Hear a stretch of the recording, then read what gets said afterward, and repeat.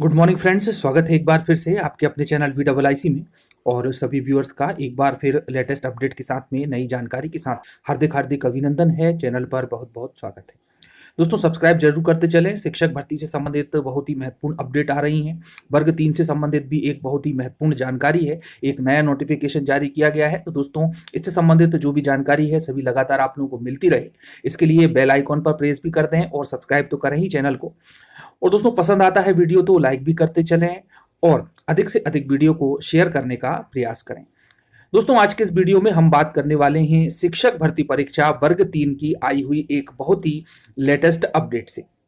दोस्तों, जैसा कि हमको मालूम है कि 2020 में शिक्षक भर्ती परीक्षा वर्ग 3 यानी कि जो प्राथमिक शिक्षक होते हैं विद्यालयों में, उनके लिए आवेदनों को आमंत्रित किया गया था एक नोटिफिकेशन के माध्यम से। लेकिन उसके बाद में अभी तक कोरोना की कंडीशन के कारण ये परीक्षा आयोजित नहीं की गई और अब जो नई अपडेट आई है वो है 5 मार्च। तो जी हाँ दोस्तों, 5 मार्च से शिक्षक भर्ती परीक्षा वर्ग 3 का आयोजन किया जाएगा।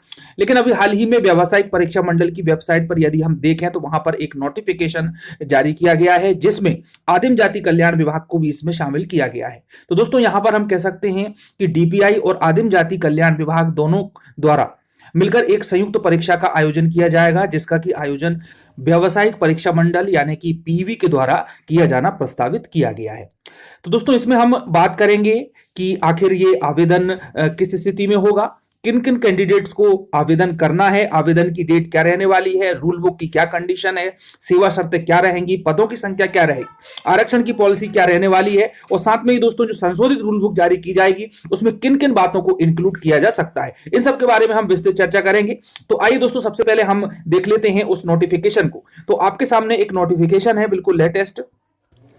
देखिए दोस्तों, प्रोफेशनल एग्जामिनेशन बोर्ड की वेबसाइट पर ये एक नोटिफिकेशन आप लोगों को मिलेगा और इस नोटिफिकेशन के माध्यम से हम पूरी इसमें चर्चा करना चाहेंगे और जिससे कि आप लोगों के जितनी भी मिथक हैं, जितनी भी परेशानी है और जितनी भी कंफ्यूजन्स है पूरी दूर करने का प्रयास किया जाएगा।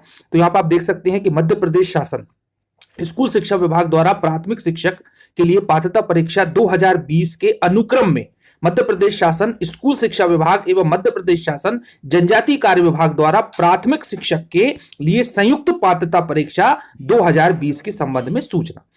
यानी कि दोस्तों, जैसा कि वर्ग 1 और वर्ग 2 का एग्जाम हुआ था जिसमें कि जनजाति विभाग को भी शामिल किया गया था, उसी प्रकार से वर्ग 3 में भी जनजाति विभाग को शामिल किया गया है। यानी कि ये फिर से संयुक्त परीक्षा होगी और इससे काफी कुछ पॉजिटिविटी हमारे सामने आती है कि पदों की संख्या निश्चित रूप से बढ़कर के आएगी। जहां पर DPI के द्वारा 9,600 यानी कि लगभग 10,000 पदों की बात की गई थी, वहीं पर जनजाति विभाग में भी काफी संख्या में पद खाली हैं। तो इसके हिसाब से यदि हम देखें तो 25 से 30,000 के आसपास इसमें पद आना चाहिए। चलिए आगे बढ़ते हैं और फिर से समझते हैं इस नोटिफिकेशन को।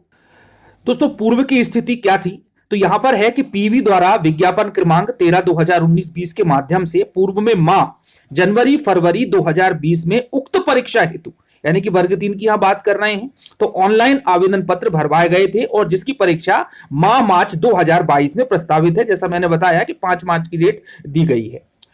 तो दोस्तों, यहां पर मैं बता दूं कि 6 से 6.5 लाख के आसपास से कैंडिडेट है जिनको की इंतजार है वर्ग 3 का, लेकिन कई बार इसको पोस्टपोन कर दिया गया। अब ये मार्च में प्रस्तावित की गई है। तो मध्य प्रदेश शासन जनजातीय कार्य विभाग से प्राप्त प्रस्ताव के अनुसार उनके विभाग के रिक्त प्राथमिक शिक्षक के पदों हेतु भी पात्रता परीक्षा का आयोजन किया जाना है। ठीक है, क्लियर हो गया कि दोनों का संयुक्त रूप से आएगा, जिसके परिप्रेक्ष्य में मध्य प्रदेश शासन स्कूल शिक्षा विभाग के अंतर्गत प्राथमिक शिक्षक के लिए पात्रता परीक्षा 2020 के अनुक्रम में दोनों विभागों मध्य प्रदेश शासन स्कूल शिक्षा विभाग एवं मध्य प्रदेश शासन जनजातीय कार्य विभाग हेतु प्राथमिक शिक्षक के लिए संयुक्त पात्रता परीक्षा 2020 के लिए केवल नवीन आवेदकों से ऑनलाइन आवेदन पत्र PV की आधिकारिक वेबसाइट pv.mponline.gov.in के माध्यम से भरवाई जाएगी। चलिए दोस्तों, थोड़ी सी इसके बारे में हम बात कर लें तो यहां मैं आप लोगों को बता दूं कि नवीन आवेदकों की बात की गई है। नवीन आवेदक वो होंगे जिन्होंने कि 2020 के एग्जाम में फॉर्म नहीं भरे थे। इसका मतलब यह है कि जो क्वालिफिकेशन का जो क्राइटेरिया है यानी कि अंतिम तिथि क्या रहने वाली है, यह भी निश्चित रूप से बढ़ेगी। और दोस्तों, इसके संबंध में जो भी सेवा शर्तें आएंगी संशोधित रूप में वो आपको रूल बुक के माध्यम से पता लग जाएगा। चलिए आगे देखते हैं कि वेबसाइट पर आप लोगों को देखना है जो कि mponline.gov.in है और इसके माध्यम से दिनांक 14 दिसंबर 2021 से लेकर के 28 दिसंबर 2021 तक आवेदन पत्र आमंत्रित किए जाएंगे। किनके? जो नवीन आवेदक होंगे उनके। ठीक है, संशोधन की डेट भी दे दी है, तो वो डेट है 2/1/2022 तक इसमें संशोधन किया जा सकेगा। डेट रहेगी 14 दिसंबर से 28 दिसंबर 2021 तक। चलिए, अब महत्वपूर्ण नोटिफिकेशन कि प्राथमिक शिक्षक पात्रता परीक्षा 2020 हेतु पूर्व में माह जनवरी फरवरी 2020 में आवेदित अभ्यर्थियों को पुनः आवेदन भरने की आवश्यकता नहीं है। पूर्व में भरे गए एवं नवीन भरे जाने वाले आवेदन पत्र दोनों विभागों के पदों हेतु मान्य होंगे। ठीक है दोस्तों, तो यहां पर ये कंफ्यूजन नहीं रहना चाहिए कि भाई हमने पहले डीपीआई के थ्रू इसका भरा था, यानी कि हमको केवल स्कूल शिक्षा विभाग में ही शामिल किया जाएगा, जनजाति में शामिल नहीं किया जाएगा। तो ऐसा नहीं है। जो रूल बुक संशोधन होकर के आएगी उसमें ओवरऑल 2020 से लेकर के जो नए फॉर्म भराए जाएंगे 2021 में, उन सभी के लिए वर्ग 3 के लिए जो डीपीआई है और जनजाति विभाग है, दोनों को संयुक्त रूप से जितने भी पद आवंटित किए जाएंगे उन सभी पर उनको मान्य किया जाएगा। तो यहां पर किसी भी प्रकार की कोई अपनी कंफ्यूजन ना रखे। और जैसा मैंने बताया कि नए आवेदन ही इसमें लिए जाएंगे, पुराने आवेदकों को इसमें शामिल नहीं किया जाएगा क्योंकि वो फॉर्म भर चुके हैं। चलिए, क्लियर हो गई। अब प्राथमिक शिक्षा पात्रता परीक्षा में अर्हताधारी अंक प्राप्त करने मात्र से किसी पद विशेष पर भर्ती का दावा नहीं किया जा सकेगा, क्योंकि प्राथमिक शिक्षक के पद पर नियुक्ति की विभिन्न पात्रता शर्तों में से यह परीक्षा सिर्फ एक शर्त की पूर्ति करती है। दोस्तों, यदि आप पिछले रूल बुक की बात करें तो वहां पर इन्होंने कहा है कि यह मात्र एक पात्रता परीक्षा है। उसके बाद में जनजाति विभाग और जो डीपीआई है, लोक शिक्षण संचालनालय है, वो अपने अपने विद्यालयों के हिसाब से अपनी अपनी रिक्वायरमेंट के हिसाब से पदों को निकालेगा और इनके मार्क्स के आधार पर, इनकी मेरिट के आधार पर ही उनको नियुक्ति दी जाएगी। तो इस प्रकार की इन्होंने बात की है कि ये केवल एक शर्त है जिससे कि आप अपनी परीक्षा दे सकते हैं वर्ग 3 की, जो कि मार्च में प्रस्तावित है।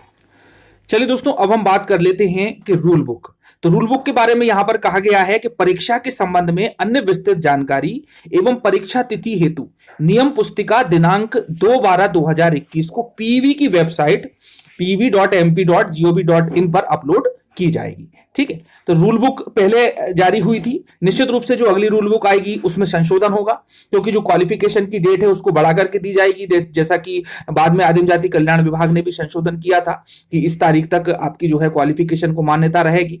और साथ में ही दोस्तों इसमें पदों की संख्या को भी डिस्क्लोज किया जा सकता है। हम इसकी 100% तो वारंटी नहीं ले सकते कि वो इसमें ऐसा करेंगे, लेकिन संभावना है कि शायद पदों की संख्या को भी डिस्क्लोज करें।